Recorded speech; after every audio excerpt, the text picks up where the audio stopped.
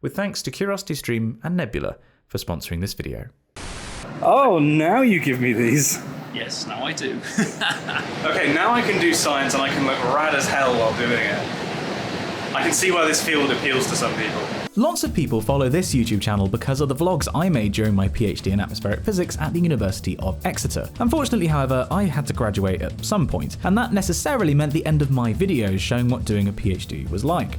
However, there are lots of people out there doing interesting PhD projects, and so in this video series, I'm spending a few days with a new researcher each episode, showing you what their life is like, learning a bit about them, and learning about the topic of their thesis.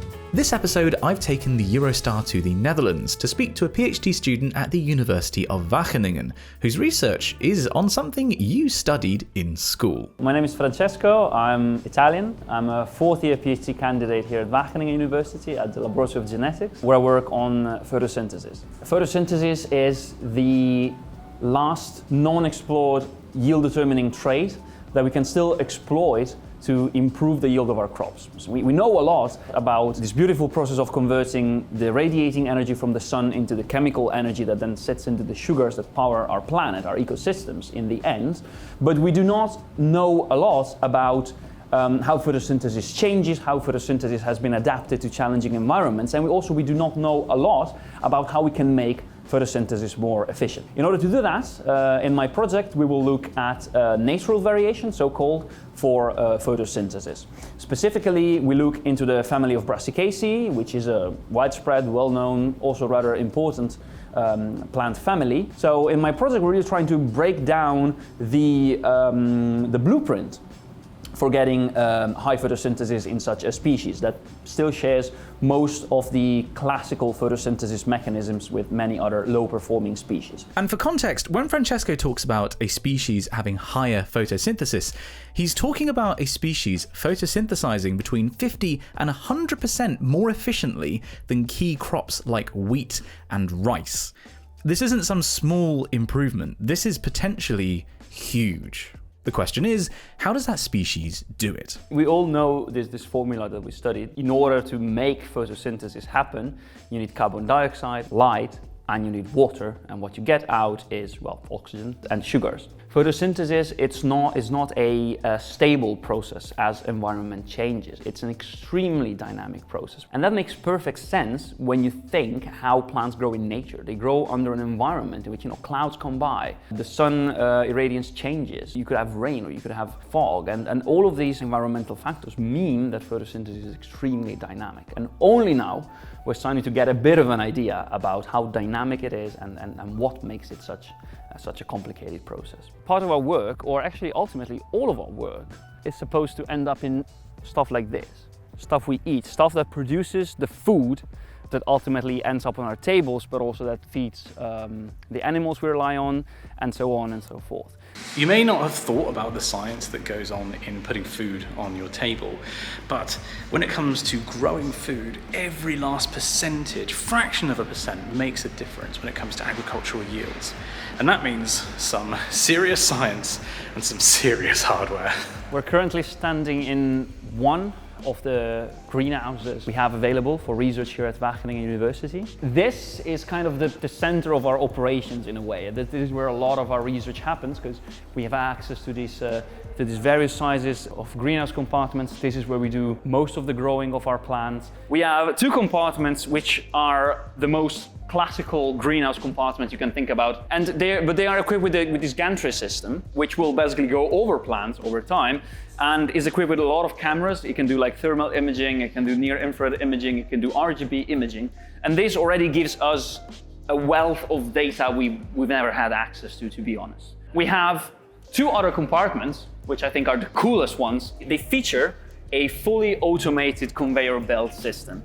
A computer will be taking care of moving plants around, so you can use that to kind of shuffle the plants around and move them if you want to, for example, counter some environmental effects. But also what's even more important than this is that you see the greenhouse has doors. The conveyor belt system will then take the plants that are growing into this greenhouse out of these doors and onto a whole set of measurement equipment that we have in the next corridor.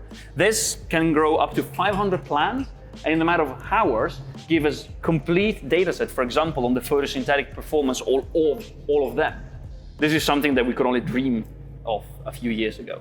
But this facility is a bit too general for my work. Working with light, I need to work with something a bit more specialized. I need to be able to literally play with light, to set light levels, and to grow my plants at different light levels. At the beginning of my PhD, this was not easy simply by technological limitations. LEDs were not that powerful. I ended up building this light ceiling setup in my into this growth chamber, and this allows me to grow plants simultaneously under two different light conditions. At the moment, we're standing under the low light level, so this is 200 micromoles of photons per square meter per second.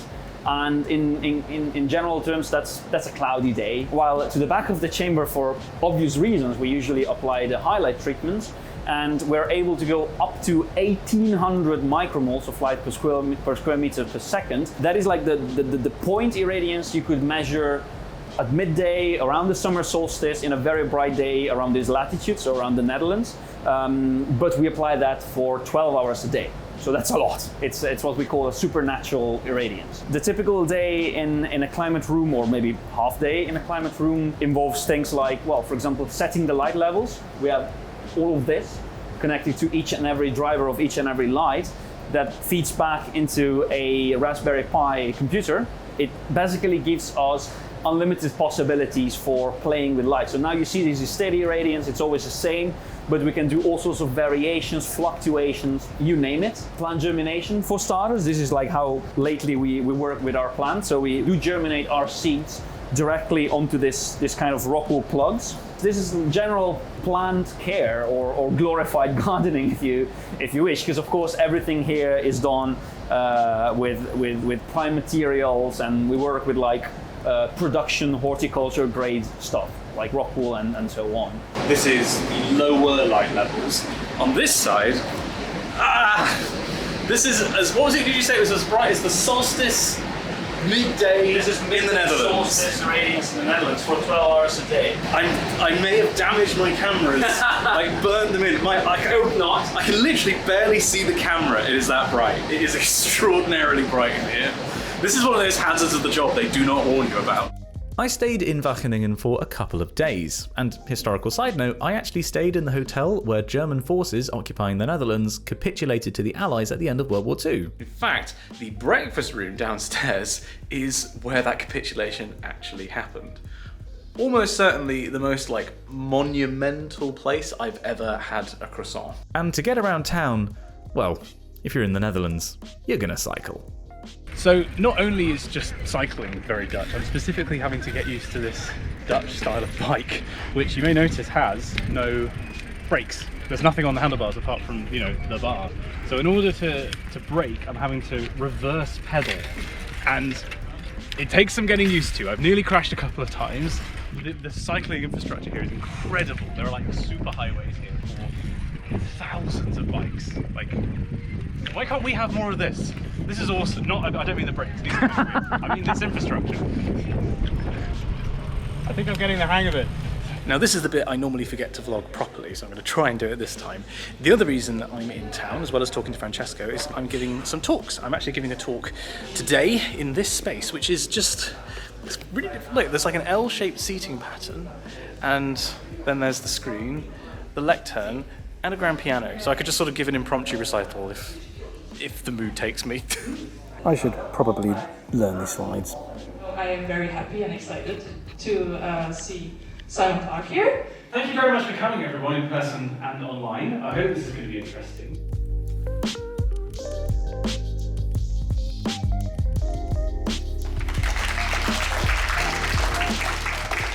I finally got footage of me giving a talk on one of these trips. Thanks, Francesco. I think that went well. It was a bit of a Frankenstein talk, this one, because it was trying to do lots of things. It's like a SciComm audience, but it's also researchers, and they also wanted to know about my story, and yeah, there's lots of things happening on that talk, but I think it went all right. Even if I think it didn't go very well, I'm actually giving another talk tomorrow, so I get another bite at the cherry.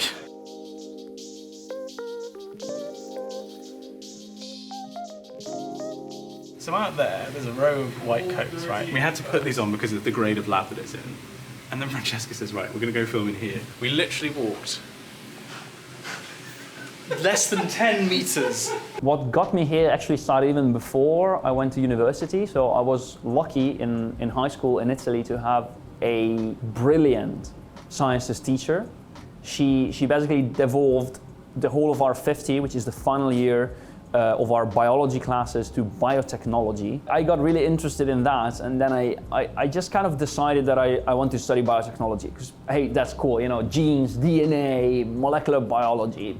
It's really crazy stuff. I went to the University of Torino, and I did a bachelor's in biotechnology, which was mostly focusing on medical applications because that's pretty strong there. We had a few like optional courses we could pick, and I ended up doing all of that into plant disciplines. So I did a bit of plant genetics, plant breeding, and plant physiology, and I just got really interested in that. I've always kind of enjoyed like agriculture and thinking about it, and then like kind of seeing the connection between the two. So like, hey, I can still do biotechnology, but it actually really links to stuff out in the fields.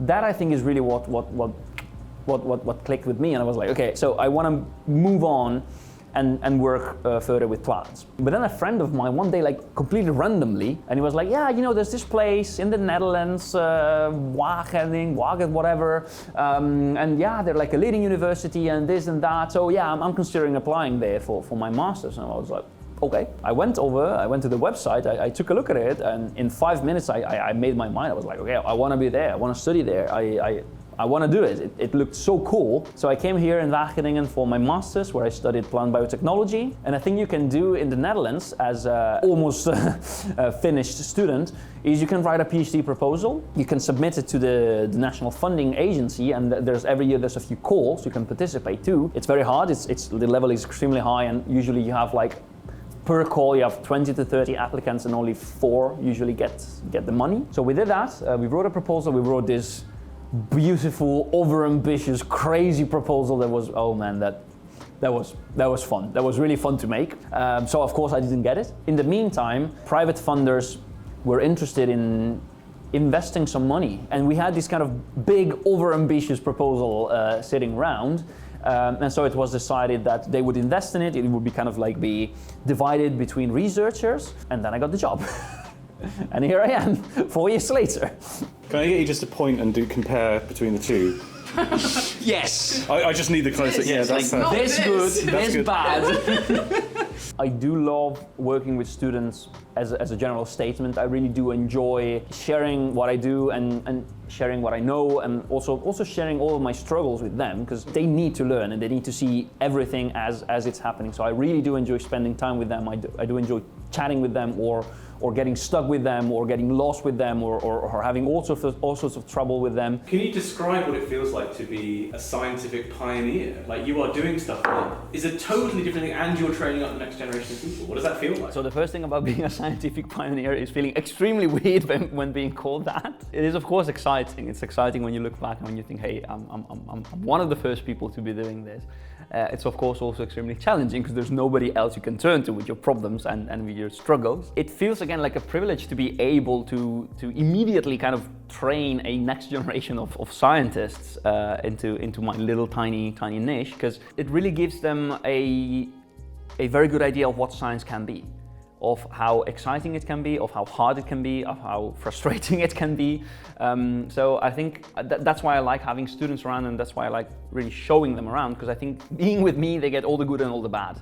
And so they get a very good idea for themselves of whether they like doing science or not. Being on campus, something that becomes apparent very quickly is just how much money has been invested in this place, and specifically just how much money has been invested by corporations. So we just had lunch in here, which is the Unilever place on site. It's not like a headquarters or anything. It's their food innovation center, so some kind of R&D center, headquarter, not sure. and it's an example. You've pointed out to lots of buildings of corporations. 1, 2, 3. The biggest one on campus. We have a couple of buildings filled with like smaller companies, startups and so on. And these are all companies that have basically put stuff on campus and they interact with the research that takes place here. Yes, yeah, that's the idea. That's why ideally they come on campus to just share facilities and They have easy access to the people in the university, be it the staff or the students. It's very common for, this is mostly food company, so many food sciences students, they just, it's an easy internship and job here. So it's a completely different model of like financing a university, at least in Europe. Like this is very American way of doing things, and it's like, it's just different. It's very, very different to what I've experienced before, at least in Europe. So Wageningen is a small town. It's like probably got 30,000 inhabitants, and on top of that, you have to stack 10,000 students. So we usually refer to it as a bit of a bubble. We're not in a very international area of the Netherlands, if you wish. But here, like, you literally walk around town and hear all sorts of languages. It's a small town, so you kind of end up knowing everyone after a while. It's got a very cozy feeling to it. It's a rather unique experience, I would say. It's a good place to get stressed, if you wish. But besides that, this is a good place because, well, we're in the Netherlands, and this is, I think, maybe the last country in Europe that employs us. It is very nice to be considered staff of the university, not just as students. And of course, there is a hierarchy in the chair groups in the university, but it is not a very strong hierarchy. From the moment you enter a chair group, you feel people are interested in you and in hearing what you think and in you doing your job for yourself, not for somebody else. So I really do appreciate that. I really do appreciate this mindset where you're really valued for what you are and you're not just seen as a pair of hands. Getting set up for talk number 2, and as always when you're going to university, there is always a different IT setup, and you always have to work it out 5 minutes before you're giving a presentation. How many PhDs does it take?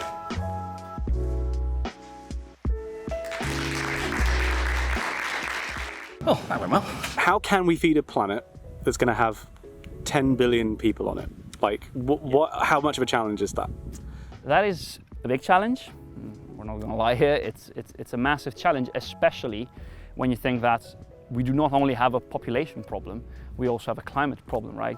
So we're not only looking in the agricultural sector as we need to produce more food. We need to produce more food with less land available, under more threats, and with less fertilizers, pesticides, and you name it. It's a long shot, of course. We're not directly going to just deliver a solution to the problem, but we hope at giving, like, a little puzzle piece that we can put together with many other puzzle pieces and use to eventually get to the solution of the problem. But by understanding how my species and many other species do better at photosynthesis, we can really compile a list of targets, basically, and then go into our crops, into our fields, and screen for these targets. We are getting much better at selection, we're getting much better at measurements, we're getting much better at crossing, so we can skip a lot of steps thanks to modern technologies. But yes, it's still not going to be next year. It's a long-term process. We are trying to produce like an atlas describing possibilities to achieve higher photosynthesis rate for specific purposes in a number of plants. When we have that sorted out, then we can kind of deliver it to the breeders, the people that really make our crops, that really are at the basis of our food production systems, and tell them, hey, these are all the solutions that are available. Take your crops and figure out what the most convenient solution is for your specific application. So we will not be able to feed the world with one gene, with one plant, with one application, with one idea, but we need a whole set of possibilities available to improve the yield of our crops. And then lastly, very briefly, the question that Ed really hates as a student: what's next after the PhD? I have no clue. So I have roughly a year left, so it's really the time when I need to push through, get the final bits of work done, and then write up. I do not think I will stay in academia. I've seen it enough now, and I do not think that's a good fit for me. I can appreciate a company job. I can see how it works and what are the ups and downs, but I'm also considering all sorts of like alternative careers. Like, I know, like, in front of me I have standing the textbook example of an alternative career after getting a PhD, and that's very attractive to me. So I'm really considering all sorts of like alternative careers, but I really can't put a finger on it. It's really like, I have no clue. Nobody knows. That's the big secret. Nobody knows. Nobody knows indeed. I hope this video has made you think about the science that goes into putting food on your plate. But it doesn't just stop with science. The food we grow, and how we grow it, has changed a lot over the past 10,000 years. And if that sounds interesting, you should watch The History of Food, one of thousands of documentaries available on CuriosityStream, who have kindly sponsored this video. CuriosityStream is the #1 source of high-quality documentaries on the internet, with titles for kids and adults, both short and long form, and spanning subjects from travel to genetics. You can get access to CuriosityStream by heading to curiositystream.com/Simon Clark and get 2 extras. Firstly, 26% off, meaning it costs just over $1 a month, and free access to Nebula. Nebula is of course the streaming service owned and operated by a collection of educational YouTubers, including me. On Nebula we post our videos early, along with exclusive content available nowhere else, such as Real Life Laws series on modern conflicts or the collaborative series Working Titles. By watching on Nebula you directly support educational creators and diversify the ecosystem of online video, meaning we're not all entirely reliant on YouTube. But more than that, you will see no adverts anywhere. It's a much more pleasant, less algorithmic viewing experience for you. So head to curiositystream.com/Simon Clark to get access to the best documentaries on the internet and support groundbreaking educational content for just over $1 a month. With thanks to CuriosityStream and Nebula for sponsoring this video. New set's not finished. Sorry. Thank you so much for watching this video. I really hope that you enjoyed this one because I love making these PhD stories episodes. There are more coming in the future, so if you enjoyed this one and you're not already, please do subscribe to the channel to watch more. Huge thanks must also go to Francesco. Please do check the description for links to his social media. Give him a follow, learn more about plant science. If you'd like to recommend a viewing next, here's some videos from me. And if you enjoyed the video, please do pop it a like. And if you're not already, as I already said, please do consider subscribing. That just leaves me to say thank you again for watching, and I'll see you in the next one.